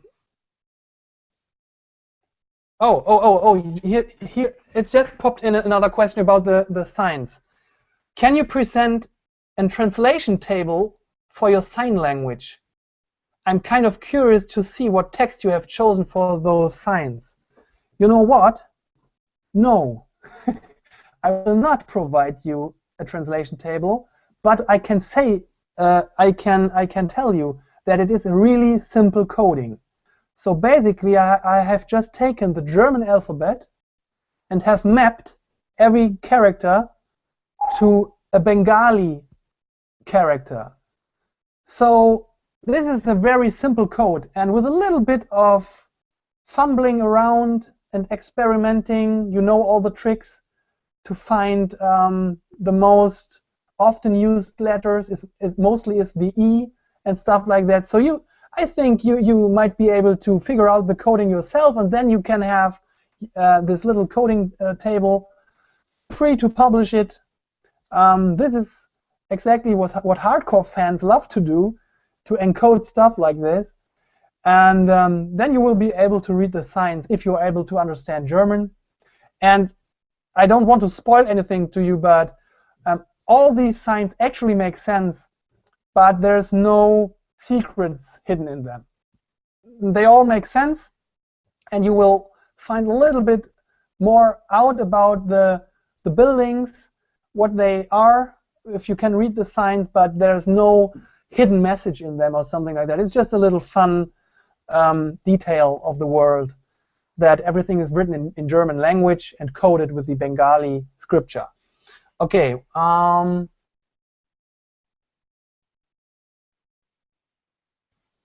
Have you ever tried making a live screencast of you painting and put it on YouTube? No, I have not tried yet.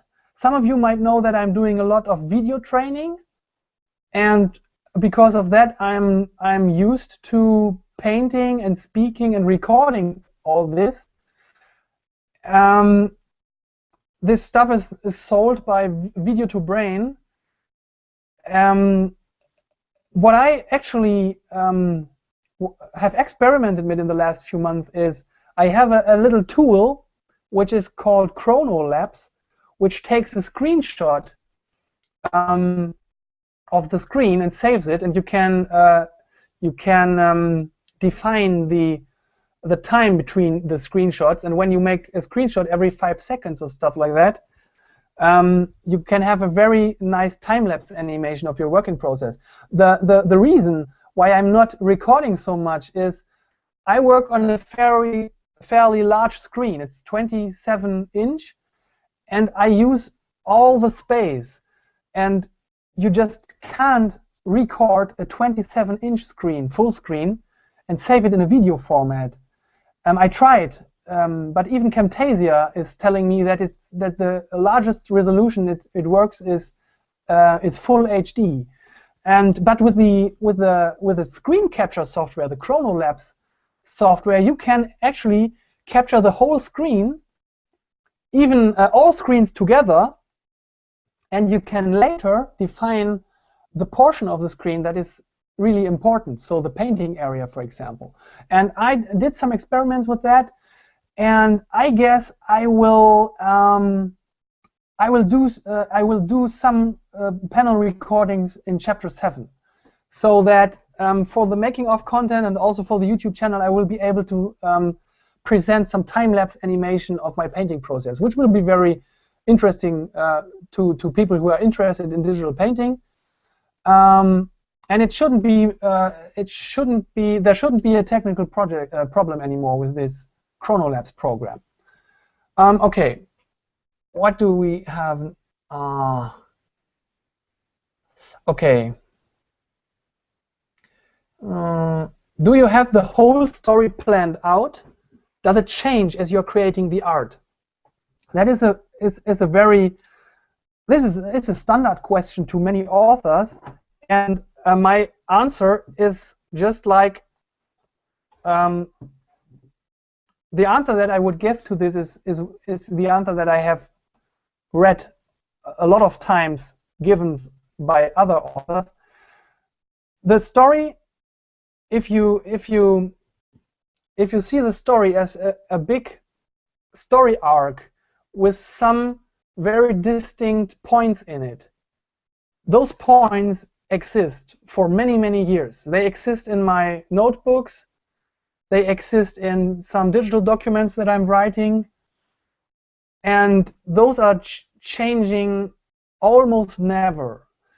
When I have to break down the story into different chapters, I start to think about the details when I'm writing the chapters, and I decide which part of the main story arc I will be covering in the chapter, and then I will, if it's needed, I will change minor details about the story to make it work in the chapter. And the dialogue, so the very finest detail of the story, the actual dialogue, is completely improvised during the chapter creation. There are some key dialogue scenes that I have in mind, but even those change a little bit when I realize that they might sound a little bit off or are just not the right timing on them or stuff like that. And the dialogue is written when I'm writing the chapter. But the overarching story, the goals that Jonas has to achieve, and the other characters, every character has an arc and has a development throughout the story. All those exist, and if you look at it, something like this chapter 6, the characters in it, the king of the center, the sister of Raya, all these characters, I know them for several years now. I just revisited some of my old notebooks, and I realized that the king of the center is a character of whom I wrote in 2005, which is nearly 10 years ago. So, and only now am I able to bring these characters to life, and this is a really weird feeling for me. And if I now project this into the future, and I saw that here somewhere was a question, how many chapters there will be? Many chapters. my current breakdown is that the Wormworld Saga is a trilogy with 3 journeys into the Wormworld Saga. Jonas will enter the Wormworld Saga 3 times, and every time, every visit to the Wormworld Saga is its own, well, story. And there are 3 stories of those. And we are in the first story, the first time Jonas enters the Wormworld. And we are at chapter 6 now, and my estimation is that the first journey will have about 20 chapters. And and the other 2 journeys into the Wormworld will be of the same proportion, I guess, roughly. So roughly estimated, I would say there will be 60. This is a 6 with an O, with a null, 60 chapters of the Wormworld Saga. And only you, readers, decide if I will ever make it happen to write all these chapters. So keep me running, support me in any way you can imagine. The current Kickstarter campaign is a very convenient way to support me, because if I'm able to make this, to do this full time, I will actually be able to finish this story in my lifetime. And well, you never know what happens. Maybe I will, at some point in a few years, if I'm lucky, I might be able to work with an assistant, or somebody might help me with the story, and I might get faster. But right at the moment, my plan is to create 2 chapters a year, which would take me 30 years to finish 60 chapters. And we already have 6 chapters, so it's been a little bit less than 30 years. But yeah, I'm in to this for the long run, I would say. Okay, and here I have the first feedback. Keep it this way. I like it more than the simple face cam. That's good feedback. Thank you. And maybe I just have to get a little bit used to this stuff, and maybe I just get this window off here. I don't even know why it is full screen, because this might be irritating, I guess. But I also had the feeling that it is nicer because you can see a little bit more of my room here. I can give you a shot of the camera here in a mirror. The camera is mounted on a little tripod that I can set up anywhere. Now you can see a little bit more of my room, and you can actually see that I have a mirror at the far wall, so that the room actually looks double the size than it actually is. You've seen my friend Mr. Bones over there in the corner, covered under the Jedi robe. And I think this is a nice possibility, and I will definitely incorporate screen share in the future, because I read the comment that, of course, when I showed the chapter, it would have made absolutely sense to show it on the screen. That would have been a wonderful option. I will just keep all this. We'll keep track of all this feedback, and we'll just try to make the next launch event, or maybe even intermediate events, much more enjoyable to you. Let's see if there are some final questions, because it is now 11:30. So we're coming close to the point where I wanted to end this broadcast. I'm totally happy that there's still 20 people around. 20 people watching this on Sunday night. This is amazing. Thank you. Thank you that you are here. You know, publishing on the internet, it's great because you can reach a lot of people, but to be honest, it can be a very, now I'm lacking the word,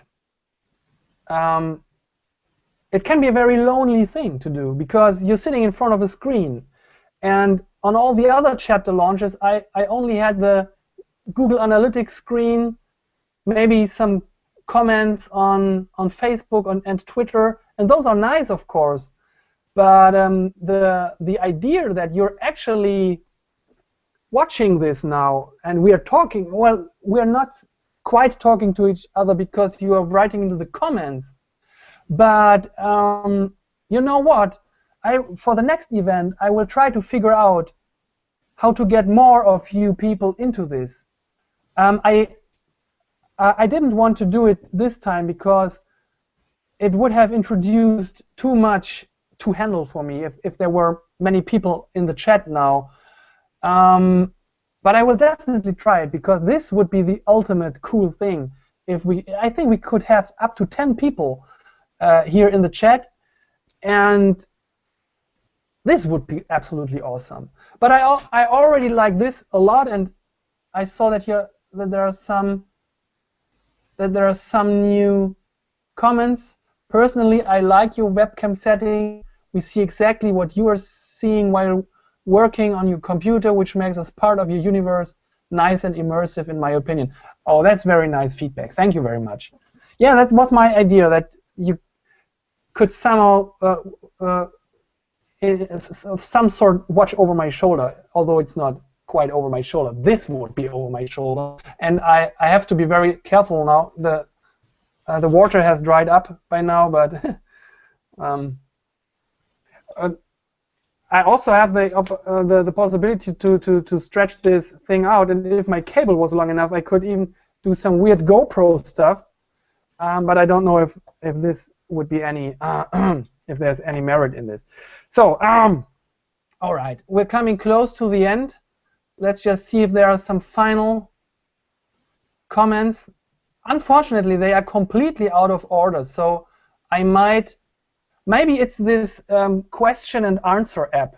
I guess if I had gone to simple chat, this would have been much more easy to keep track, because it would have been the time. It would have been chronologically. But okay.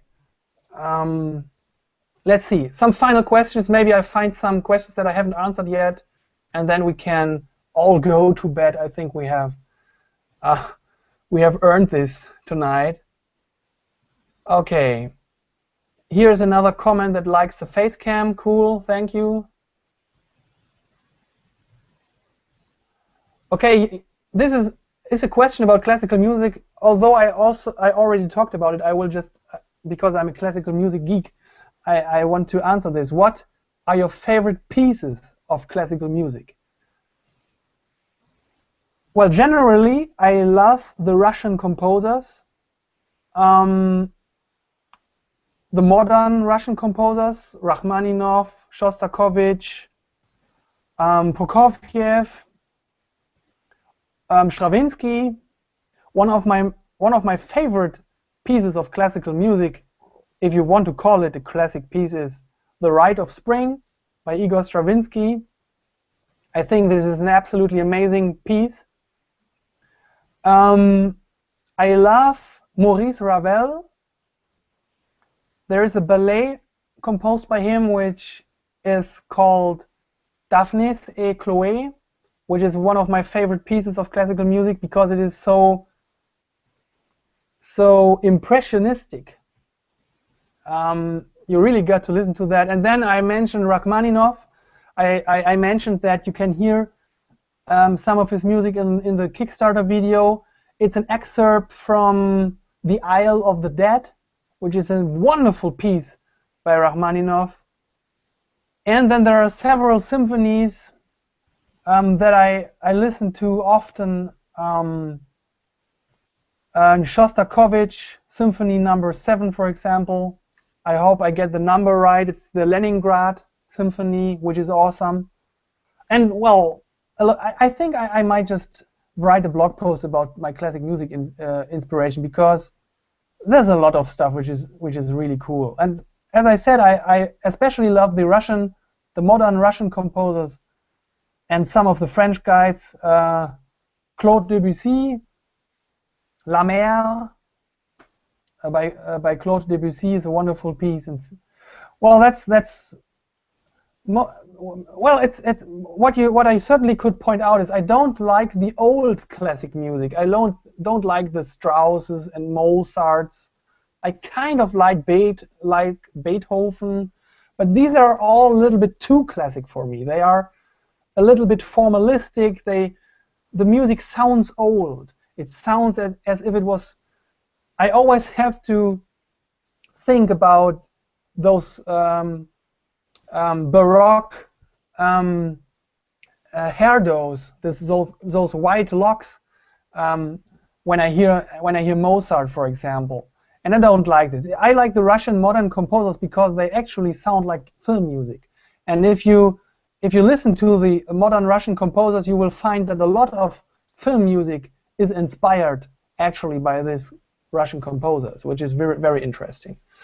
Okay, that was the classical music question. I will now see if I find one more question that I haven't answered before, and if I don't find one, just write me a last question.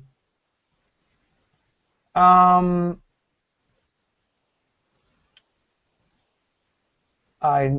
already answered that. This is just a nice comment. Thank you very much.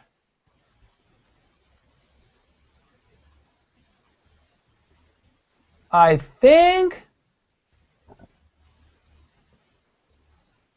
Oh, Ivan has posted his favorite game soundtracks.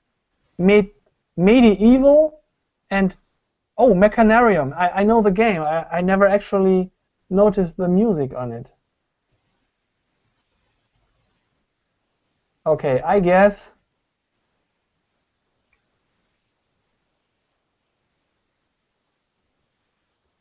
Okay, here's some more feedback about the screencast and my webcam setup. And I know that there has to be a new question because the list moved for a little bit, but I don't know where it popped up. So I will just keep looking. Okay.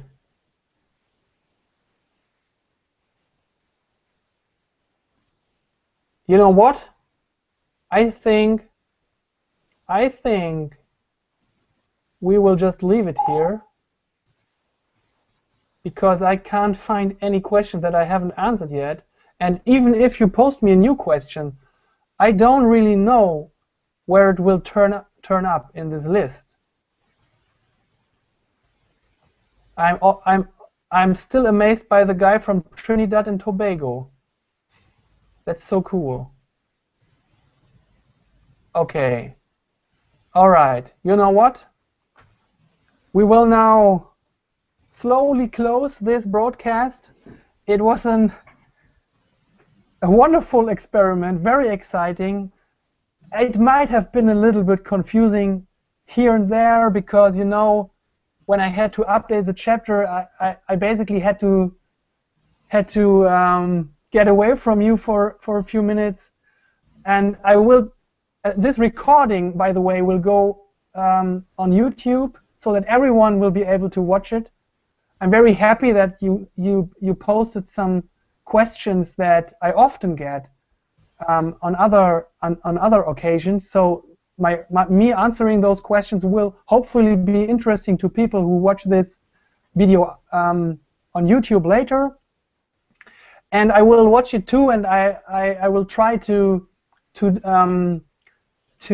find out what worked and what did not work so good, and this is wonderful experience for the next time, and this is the spirit you always have to keep.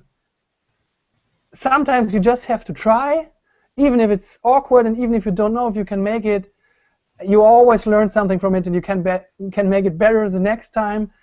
Thank you for helping me, for joining me in this experiment. Thanks for your time.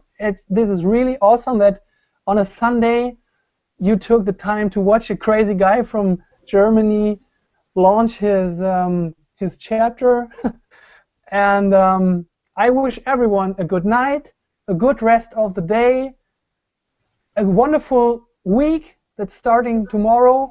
I will have a lot of work promoting the new chapter and the Kickstarter campaign and stuff like that. This will be, I will have at least a few days where I'm not thinking about creating comics and stuff like that, which is kind of a holiday for me, but also I'm looking forward to work on Chapter 7.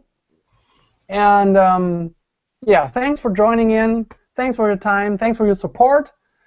And I hope to see you next time for Chapter 7, or maybe even earlier. I don't know. I kind of like this situation, so we might just do it a little more often now.